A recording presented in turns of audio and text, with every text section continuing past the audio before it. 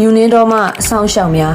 လေရင်ပြကြမှုကနေအသက်ရှင်ကြံရည်သူတစုဟာနားမလည်နိုင်တဲ့မြူနင်းတွေဖုံးလွှမ်းနေတဲ့တောနက်ကြီးတစ်ခုမှာပိတ်မိနေပါတယ်။သူတို့ဟာတောထဲမှာရှိနေတဲ့ကျောင်းမဖွယ်အဆောင်ရှောက်တွေရဲ့အမဲလိုက်ခြင်းကိုခံနေရတယ်လို့ယုံကြည်နေကြပါတယ်။ဇလန်းအစမှာအဲလက်စ်တယောက်မလုံးဖွင့်လိုက်ပါတယ်။သူ့နားထဲမှာလေရင်အင်ဂျင်တန်တွေဆူညံနေတော့မှာပဲ။သူဟာလေရင်ပြက်တစည်းရဲ့ပိုင်းစားတွေကြားမှာရောက်နေပြီးသူ့ဘေးမှာအခြားအသက်ရှင်ကြံရည်သူ၄ယောက်တို့ကိုတွေ့လိုက်ရပါတယ်။သူတို့ဟာဘယ်နေရာကိုရောက်နေမှမသိပါဘူး။ပတ်ဝန်းကျင်တစ်ခုလုံးထူထဲပြီးအဖြူရောင်နှွှမ်းနေတဲ့မြုံနှင်းတွေကအဆက်မပြတ်ဖုံးအုပ်ထားပါတယ်။တစ်ပင်ကြီးတွေကလွဲလို့ဘာမှမမြင်ရပါဘူး။လေရင်ရဲ့ဆက်သွယ်ရေးကိရိယာတွေအားလုံးပျက်စီးနေပြီးသူတို့လုံးဝအဆက်အသွယ်ပြတ်တောက်သွားပါပြီ။ငါတို့ဒီနေရာကနေအမြန်ဆုံးထွက်ရမယ်။အဲလက်စ်ကပြောလိုက်တယ်။ဒီမြူတွေကသဘာဝအတိုင်းကြားနေတာမဟုတ်တယ်လို့ပဲ။သူတို့ဖွဲ့ဟာတောနက်ထဲကိုနိုင်ပေါင်းများစွာရှောက်လာခဲ့ကြပါတယ်။ဒါပေမဲ့မြူတွေကပို့ပြီးထူထဲတာကလွယ်လို့ဘာမှထူးကြပါဘူး။အဲ့ဒီချိန်မှာလိုင်ယန်က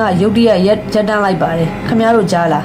အားလုံးတိတ်ဆိတ်သွားတယ်။ဝေးကြီးကနေတစ်ကိုင်းကြောက်တွေကျိုးကြည့်သွားတဲ့အတန်ပြီးတော့တိုးတိုးလေးနဲ့တယောက်နဲ့တယောက်အချက်ပြနေသလိုတစ်ချက်ချင်းထူးဆန်းတဲ့အတန်တန်ကိုကြားလိုက်ရပါတယ်။သူတို့အားလုံးထိတ်နေကြနဲ့ပြေးကြပါတော့တယ်။သူတို့နောက်ကနေ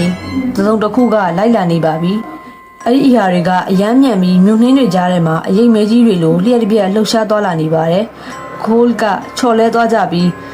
သူ့ကိုမြူတွေထဲကနေလက်မဲကြီးတစ်ဖက်ဆွဲခေါ်သွားပါတယ်။ကျန်တဲ့၃ယောက်အဲလက်စ်မာရီယာလိုင်ယန်နဲ့အသက်လူပြီးပြေးရင်းနဲ့ဂူဟောင်းတစ်ခုတည်းကိုဝင်ပုန်းလိုက်ကြပါတယ်။ဂူဝမှာသူတို့အသက်မထွက်အောင်ရှူပြီးပုံးနေကြတော့အပြင်ဘက်ကအရာတွေရောက်လာကြပါတယ်။မြူတွေကြားထဲကသူတို့ရဲ့ပုံစံကိုတေချာမမြင်ရပေမဲ့သူတို့မှာတောက်ပနေတဲ့မျက်လုံးတွေ၃လုံးသုံးမနိုင်ရှိတာကိုတွေ့လိုက်ရတယ်။အဲ့ဒီတက်တော်ကလူစကားနဲ့မတူတဲ့ကြောက်စရာကောင်းတဲ့အတန်တွေနဲ့အချင်းချင်းအော်ဟစ်ဆက်သွယ်နေကြပါတယ်။မာရီယာကသူ့လက်ကဒဏ်ရာကိုတန့်စင်နေပြောလိုက်တယ်။ငါတို့ဒီကူထဲမှာပဲနေရတော့မယ်။သူတို့ကငါတို့ကိုအမဲလိုက်နေတာ။သူတို့ကဒီတော့ရဲ့အဆောင်ရှောက်တွေပဲဖြစ်ရမယ်။ရက်အနေငယ်ကြတော့သူတို့ရဲ့ရိတ်ခါတွေပြက်လက်လာပါတယ်။လိုင်ယန်ကအဖျားတက်ပြီးသတိလစ်မင့်မျောနေပါတယ်။အဲလက်စ်ကဒီတိုင်းဆက်နေရင်ငါတို့အားလုံးတေကုန်လိုက်မယ်။ငါပြင်ထွက်ပြီးကူညီရှာမယ်။အဲလက်စ်ကဂူထဲကနေတိတ်ဆိတ်ထွက်လာပြီးမြူရီကြားထဲကိုတိုးဝင်သွားခဲ့တယ်။မကြခင်မှာပဲသူဟာအဆောင်ရှောက်တစ်ကောင်နဲ့ထိတ်တိုက်တိုးပါတော့တယ်။အဲ့ဒီအရာကသူ့ကိုချက်ချင်းလှမ်းဖမ်းလိုက်တယ်။အဲလက်စ်ကသူ့မှာပါလာတဲ့ဓာတ်နဲ့အားကုန်ထိုးဆိုင်လိုက်တယ်။အဆောင်ရှောက်စီကနာကျင်စွာအော်ဟစ်တန်ထွက်လာပါတယ်။ဒါပေမဲ့အဲ့ဒါကတတော်ရဲ့အော်ဒါမဟုတ်ပါဘူး။လူတယောက်ရဲ့အော်ဒါမှာအဲ့ဒီအရာကညီပင်ပေါ်လဲကျသွားပြီးသူ့ရဲ့မျက်လုံးကြီး၃လုံးကညီပုံကိုပြုတ်ကျသွားတယ်။အဲ့ဒီချိန်မှာမှအဲလက်စ်အမှန်တရားကိုသဘောပေါက်သွားတယ်။အလုံးကြီး၃လုံးဆိုတာတကယ်တော့ညာကြီးမှန်ဖြစ်နေတာပါ။သူတို့ကြားနေရတဲ့ထူးဆန်းတဲ့အချက်ပြတန်တွေအော်ဟစ်တန်တွေအားလုံးကစစ်သားတွေအချင်းချင်းဆက်သွယ်ပြောဆိုနေတဲ့ရေဒီယိုစကားသံတွေဖြစ်နေပါတယ်။မြူနင်းတော်ဆိုတာတကယ်တော့သဘာဝအတိုင်းဖြစ်နေတာမဟုတ်ပါဘူး။သူတို့လေရင်တက်ကြတဲ့နေရာဟာနိုင်ငံတစ်ခုကြားကစစ်မြေပြင်တစ်ခုဖြစ်နေပြီးဒါတွေအားလုံးဟာတိုက်ပွဲမှာအသုံးပြုနေတဲ့ပုံပုံတွေဖြစ်နေပါတယ်။သူတို့ကိုလိုက်ဖမ်းနေတဲ့အဆောက်အအုံတွေဆိုတာတကယ်တော့သူတို့ရှိနေမှမသိတဲ့ရန်သူနယ်မြေတွေကိုဝင်ရောက်လာတဲ့အထူးတပ်ဖွဲ့ဝင်တွေပါ။သူတို့ကအဲလက်စ်တို့ကိုရန်သူဒါမှမဟုတ်တိုးတွေလို့ထင်နေတာပါ။ကိုဆွဲခေါ်သွားတဲ့လက်မဲကြီးဆိုတာတကယ်တော့မြူရီကြားထဲမှာရန်သူထင်ပြီးဖမ်းဆီးခေါ်ဆောင်သွားတဲ့စစ်သားတယောက်ရဲ့လက်အိတ်မဲကြီးဖြစ်နေပါတယ်။အဲလက်စ်တိုးလိုက်တဲ့စစ်သားကသူ့ရဲ့ရေဒီယိုကိုလှမ်းဖွင့်ပြီး